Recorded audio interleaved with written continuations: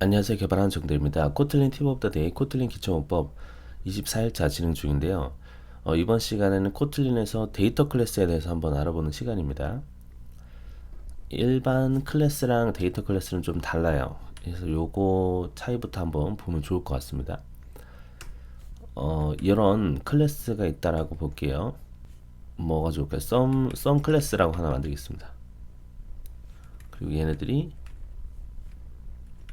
이름이랑 그리고 나이를 가지고 있다라는 주 생성자를 이렇게 만들게요. 썸 클래스가 있고 요거는 데이터 클래스로 만들게요. 그래서 썸 데이터 클래스, 얘도 주 생성자로 같은 녀석들을 멤버 변수로 가지고 있다고 할게요. 자, 이런 식으로 해서 우리가 그 클래스를 만들 때 그 생성할 때 어떻게 하죠? 그죠? 인스턴스를 만들죠. 지금 보시면은 얘는 인스턴스라고 할게요.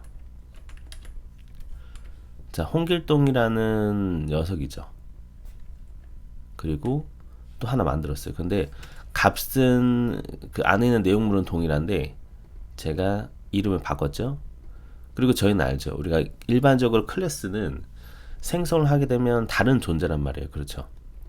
그래서 예를 들면 우리가 이렇게 비교를 해보면 동일합니까? 라고 물어보게 되면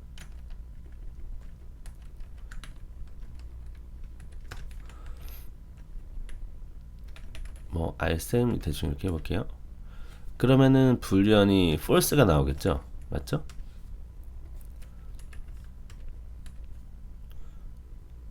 예, 알셈 해보시면 되면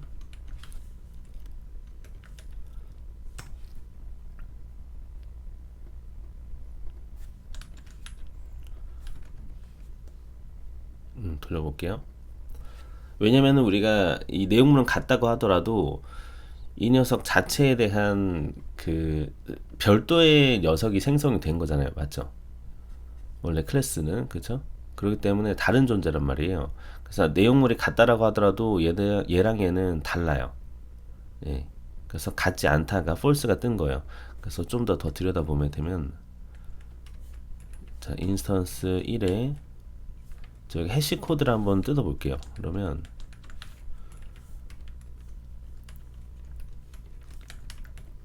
그리고 1이랑 2랑 살펴보겠습니다. 얘네들은 이제 캐시 코드 자체가 달라요. 아예 다른 애기 때문에. 그런데 그게 아니라 데이터 클래스는 뭐냐면 어디에 특화되어 있는 거냐면 이건 진짜 말 그대로 데이터를 다루는데 특화된 클래스예요. 그러니까 데이터 할 때 쓰면 돼요. 데이터 클래스는 말 그대로. 그래서 그거 중에 하나가 이런 식으로 제가 만약에 자 데이터 인스턴스라고 하나 만들게요. 자 이름을 데이터라고 하겠습니다. 데이터가 이렇게 두 개가 있다. some 데이터 클래스. 그러면 이 데이터 클래스에서는 얘네들을 같이 봐요. 똑같은 애로 봐요. 예. 자료를 갖고 안에 있는 그 내용물이 동일하면 같은 녀석으로 보는 게 데이터 클래스예요. 그래서 RSAM을 똑같이 해보면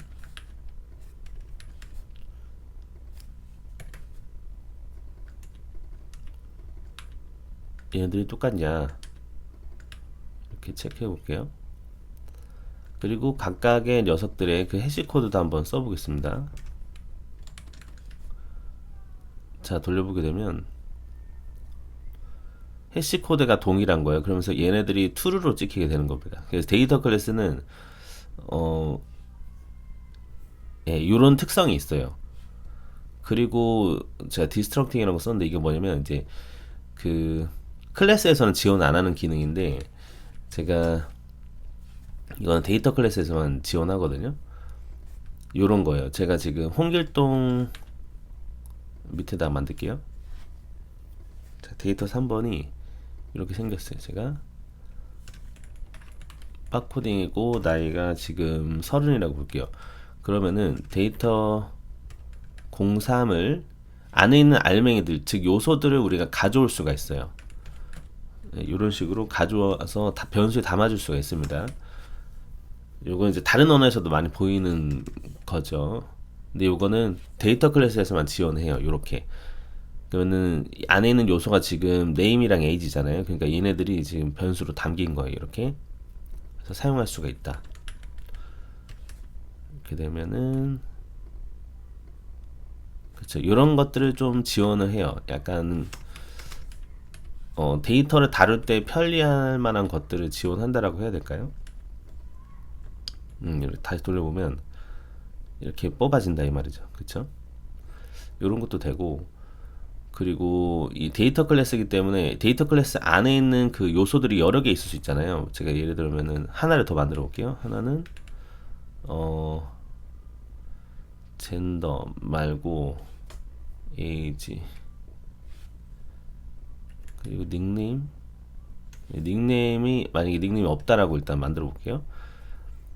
그러면 이 데이터 클래스는 그 순서대로 보면은 하나, 둘, 세 개가 있는 거거든요. 그 멤버 변수가.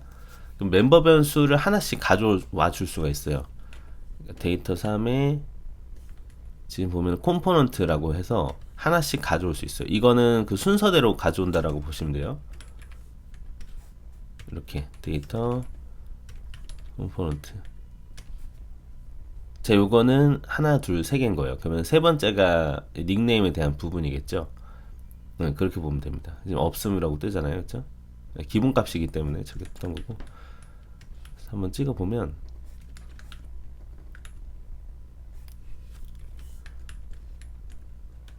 네, 이런 특성을 가지고 있어요. 데이터 클래스는 2, 3 이렇게 해서 돌려보면 네, 그쵸. 이런 특성이 또 있고, 카피에 대한 부분인데, 요거 뭐냐면, 이제 요소를 가져오면서 다른 애로 뭔가 변경할 수가 있어요. 뭐냐면, 지금 얘가 지금 바코딩이 이렇게 되어 있잖아요. 제가 요거를, 이름을 변경을 하는 거예요. 데이터 4라고 하고, 데이터 3를 카피를 해요. 그러면서 내가 바꾸고 싶은 거로 바꿀 수가 있거든요. 그러면 이제 하나만 바꾼다라고 볼게요. 그러면은 age를 제가 20으로 바꿨어요. 그러면은 데이터 4는 4를 뜯어보게 되면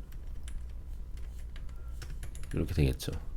아, 그리고 이런 부분도 있어요. 데이터 클래스는 안에 있는 요소를 보여줘요. 뭔가 이제 우리가 따로 헬퍼 메소드를 안 만들어도 보통은 우리가 객체를 만들게 되면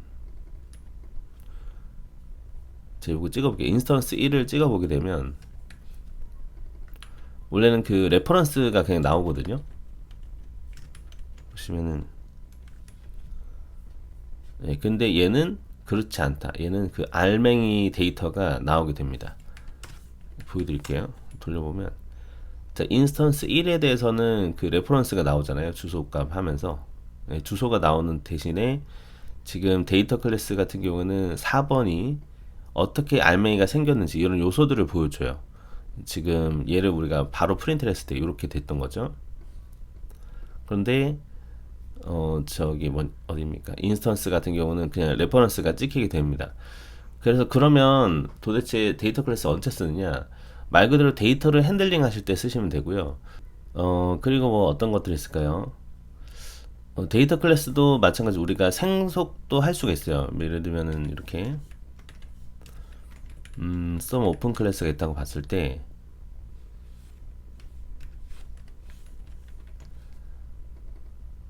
그 얘를 우리가 상속할 수는 있거든요. 그러면은 얘도 이제 이름을 가지고 있다고 보겠습니다. 그럼 이렇게 some open 클래스를 상속해도 되겠죠. 이런 식으로. 그리고 얘는 이제 오버라이드가 되겠죠.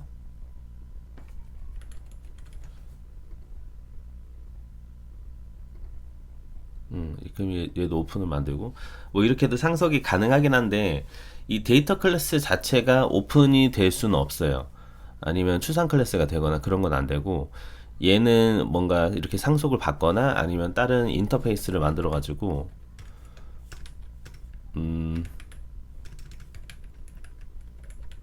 썸 인터페이스라고 해서 제가 그레이드가 있다라고 볼게요.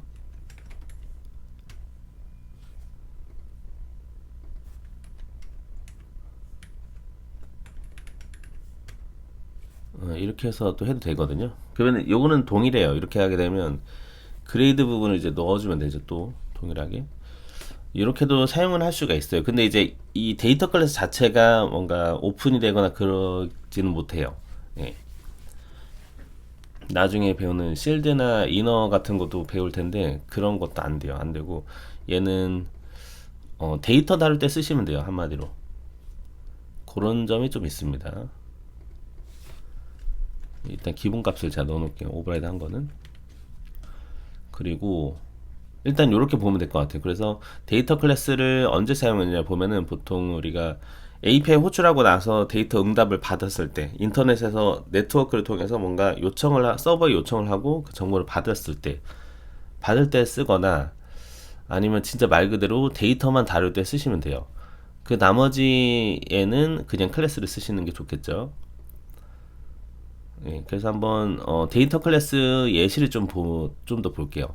대표적으로 코틀린에서 사용이 되는 게 페어랑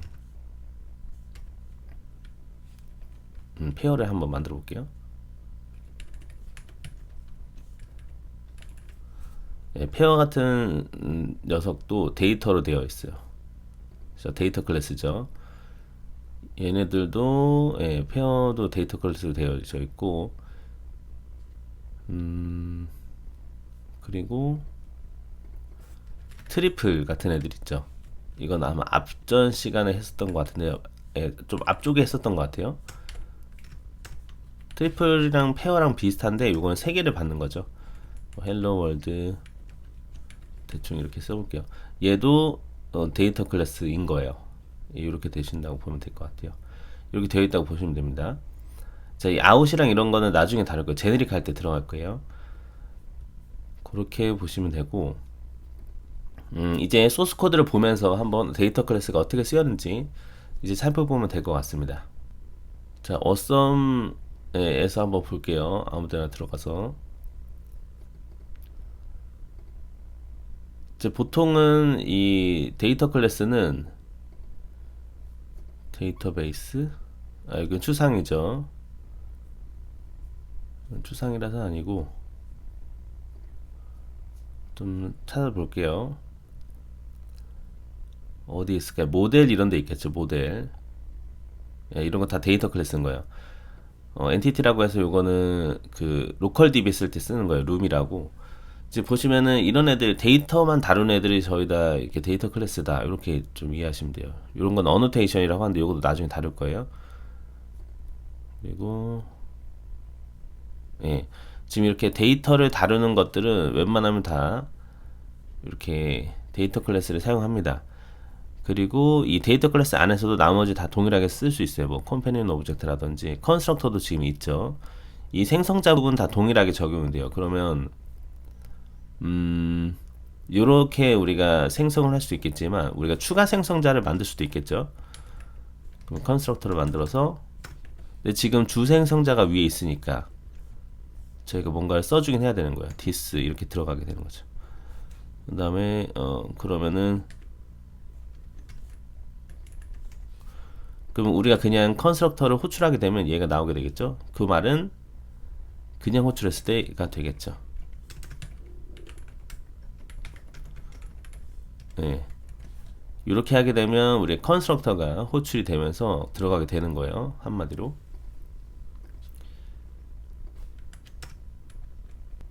그리고 뭐 나머지 다 동일하게 사용할 수 있는데요. 또 불만한 게 있을까요? 뭐 레트로핏 안드로이드 프로젝트 검색해 볼게요.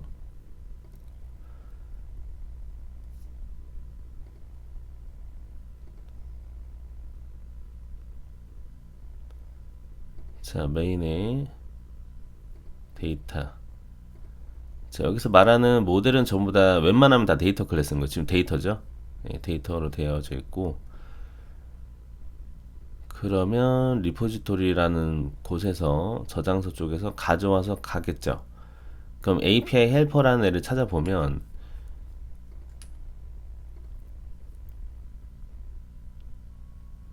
API 헬퍼, API 서비스까지 가겠네요. API 서비스.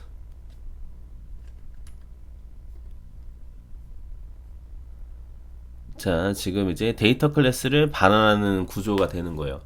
그래서 인터넷에서 우리가 데이터를 가지고 올 때도 받는 정보들은 웬만하면 다 데이터 클래스가 되는 거죠. 그렇게 좀 정리하면 될 것 같습니다. 자, 이번 시간에 데이터 클래스에 대해서 한번 알아본 시간 가져봤는데요. 한번 마무리하고 그리고 마치도록 하겠습니다. 자, 데이터 클래스를 왜 사용할까요? 그렇죠. 데이터를 다룰 때 필요한 것들을 조금 만들어 둔 거라고 보시면 돼요. 그래서 이 데이터 클래스에서는 우리가 로직을 물론 행할 수는 있지만, 뭐 예를 들어서 이렇게, 물론 이닛 블럭이랑 다 됩니다. 일반 똑같기 때문에, 이닛 블럭도 존재하고요. 그리고 뭐 여러 가지 뭐 이런 로직도 우리가 짤 수는 있어요. 짤 수는 있는데 데이터 클래스는 이제 데이터를 다루는데 특화되어 있다라고 보시면 돼요. 그리고 나머지는 일반 클래스에서 진행을 하게 되는 거죠. 그런 차이점들이 있고, 그리고 이제 요거도 조금 중요했던 것 같아요. 아이템 같은 자료이고 안에 있는 요소에 대한 값이 같다면, 동일하다면 같은 애로 본다. 지금 아까 같은 애로 봤잖아요. 근데 원래라면은 일반적인 클래스의 인스턴스는 같은 거를 안 봐요. 다른 존재이기 때문에 그런 게 좀 차이가 있어요. 그리고 만약에 기존에 있던 데이터에서 뭔가 값을 변경하려면, 수정하려면 카피라는 이런 헬퍼 메소드가 있기 때문에 카피를 활용하셔서 내가 원하는 것만 변경을 해서 기존의 건 놔두고 그렇게 해서 또 변수를 담아줄 수 있는 이런 방법도 사실 있습니다. 그러면은 얘랑은 또 별개의 존재예요. 요건 제가 안 찍어봤는데 해시 코드를 또 찍어보게 되면, 그래서 데이터 3이랑 데이터 4는 달라지게 되죠. 왜냐? 왜 달라지는 거죠? 안에 내용물이 다르기 때문입니다. 그렇죠? 이렇게 보실 수가 있어요. 네, 해시 코드도 볼 수가 있고, 그쵸. 데이터 3이랑 같이 한번 이렇게 비교해서 볼게요. 자, 이런 것들이 다르다. 그쵸. 3이랑 4랑 다르기 때문에, 안에 있는 값이 다르기 때문에 해시 코드도 다른 애가 찍힌 거예요. 그래서 그렇게 좀 이해하면 됩니다. 그리고 그렇죠. 디스트럭팅이 가능했죠. 네, 이렇게 이제 데이터 클래스만 가능해요. 데이터 클래스에서 이런 식으로 안에 있는 알맹이들만 가져올 수 있다. 그리고 데이터 클래스가 가지고 있는 그런 멤버 변수 순서대로 하나, 둘, 셋 이런 식으로 컴포넌트로 뽑아낼 수도 있어요. 네. 그러면은 지금 데이터 3 같은 경우는 이제는 저희가 컴포넌트가 4개까지 됐으니까 하나 더 있겠죠, 이제. 아이고. 그렇죠. 하나 더 생긴 겁니다. 이렇게 컴포넌트 4까지. 그래서 순서대로 들어간다라고 보셔도 될 것 같아요. 예. 예, 이렇게 하고 마무리해 치도록 하겠습니다. 자, 이번 시간에 데이터 클래스에 대해서 한번 알아본 시간 가져봤는데요. 여기까지 들으시다 고생 많으셨고요. 이제 다음 시간은 오브젝트에 대해서 한번 알아본 시간 가져보도록 하겠습니다.